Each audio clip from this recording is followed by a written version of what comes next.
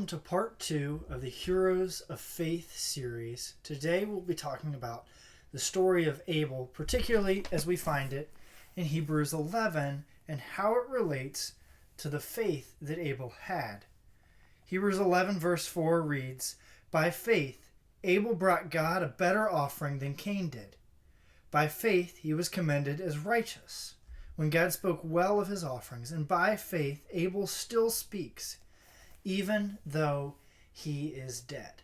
Now, we've got to understand what the relevance of this actually is. And to find that relevance, we've got to go all the way to the other end of the Bible to where we find Genesis chapter 4.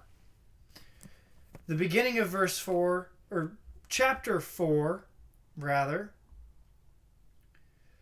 is the story of the birth of Cain and Abel. Verse 2 tells us that Abel was born after Cain. It reads, later she gave birth to his brother Abel. Now Abel kept flocks and Cain worked the soil. In the course of time, Cain brought some of the fruits of the soil as an offering to the Lord. And Abel also brought an offering, fat portions from some of the firstborn of his flock. The Lord looked with favor on Abel and his offering, but on Cain and his offering he did not look with favor. So Cain was very angry, and his face was downcast. Now, here's where it's important to note a difference between the approach of Cain and Abel. You see, Cain brought what he had done to God, what he'd been able to accomplish by his own hands. And Abel simply followed the commands of God, where God went, look, this sacrifice points towards the sacrifice of my son. That's pretty incredible. And they knew this from the get-go. There was no question about it. God was clear that his son was the purpose and the symbolism of the sacrificial system. The lamb pointed towards the perfect Son of God, Jesus. And so Abel followed God's command, and he brought some of the portions of the firstborn of his flock. He followed God's commands. He had faith in God. He had faith in the fact that God could forgive his sins. And Cain came to God believing that he could just do it himself, that he could make it better. All too often today, you and I struggle with the idea of leaving it in God's hands, of following what God has told us, and the fact that we're saved by grace through faith. We're not saved by grace through faith plus some works. We're saved by grace through faith plus nothing, period. And yet, here we find perhaps one of the first examples of someone trying to live through the life of being saved by works. And we see in verse 5 that Cain was very angry and his face was downcast. And what's amazing is we see God come and speak to Cain in verse 6. It reads, "Then the Lord said to Cain, 'Why are you angry? Why is your face downcast? If you do what is right, will you not be accepted? But if you do not do what is right, sin is crouching at your door. It desires to have you, but you must rule over it.'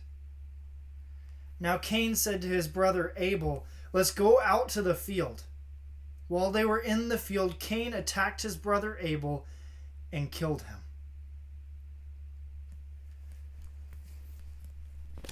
This is such a difficult story to unpack, because really and truly it's the first loss experienced by humanity. The first significant loss, that is. See, Adam and Eve went from a completely perfect garden to a land where, as soon as they sinned, God had to provide a sacrifice for them.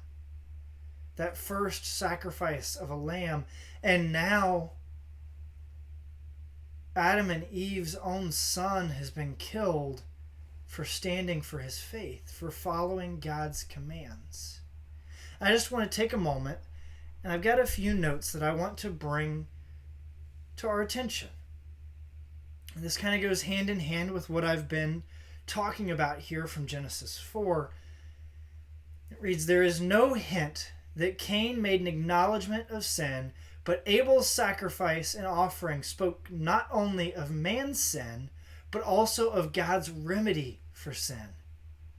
Cain and Abel are the Old Testament counterparts of the Pharisee and the publican. One was proud and he was rejected. The other was humble and he was accepted. One was blind in his sin and full of self-righteousness. The other acknowledged his need of God's forgiveness. That's pretty amazing. We also see in Hebrews 11 verse 4, when we read that Abel, by his faith, still speaks even though he is dead. That means that Abel still continues to proclaim from age to age that there is only one way for a guilty sinner to be saved. There is only one acceptable way for a man to approach a holy God. And that way, that one way, is through the precious blood of Jesus Christ, the Messiah.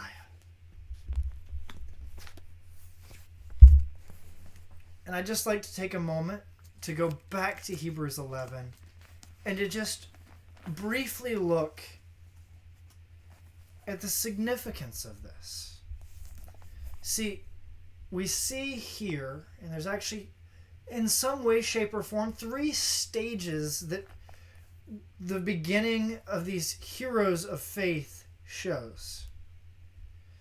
You see, by faith, Abel brought God a better offering. Abel worshipped God. Then Enoch, who we find in the next verse, walked with God. And then we come to Noah, who worked for God when he built the ark. We see a progression where you have to be able and know how to worship God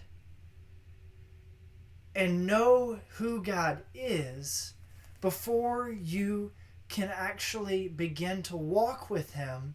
And you have to walk with God to know when you have to work for God, when God is calling you to do something for him. It's pretty amazing how the author of Hebrews takes note of this.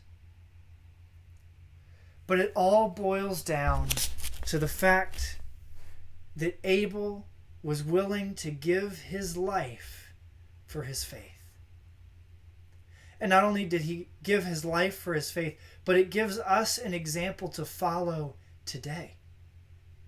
As we go through our lives, we should come to the realization, as we begin to develop into a closer relationship with God, the need to worship God, and not just on one day of the week, whatever day that may be for you, but also to worship him through each day of our lives.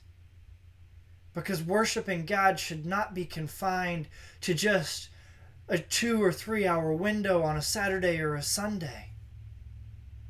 It should be continual. And why should it be continual? Because it's Christ's sacrifice that allows us to come before God and to have communion with God, to be one with God. Because ultimately, the only way that you and I could ever be saved is through God. Thank you for joining me today. I hope you've enjoyed this, and if you could just, maybe if you've got some questions, feel free to put them in the comments, and I'll see what I can do to address them in future videos. Until the next video, thank you for watching, and have a wonderful time.